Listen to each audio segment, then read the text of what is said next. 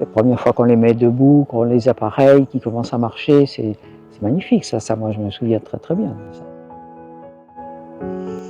Et bon, ben, petit à petit, j'ai compris que malgré tous les soins que je leur apportais, ben, il y avait des choses qui étaient impossibles à récupérer.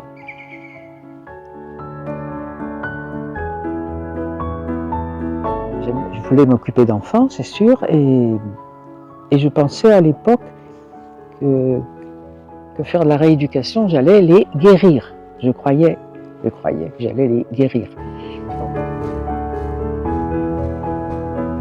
Et ils arrivaient chez nous après, oh là là, dans un état très douloureux, c'était, en plus, ils arrivaient dans la villa qui était là-bas. Ils restaient là-bas 3 semaines, je crois, 21 jours, c'est ce qu'on appelait le lazaret.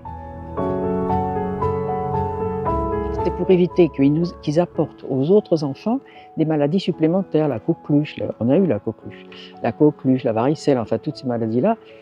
On les mettait là-bas, on les gardait là-bas pendant 3 semaines pour être sûr qu'ils n'étaient pas porteurs d'une autre maladie qui risquait de contaminer tout le reste des enfants.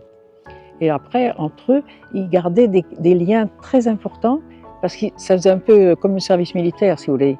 Ils disaient on était du même lazaret.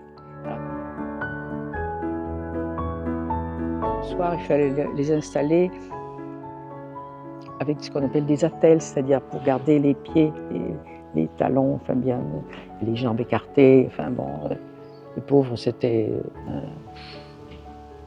ça devait être des nuits terribles pour eux.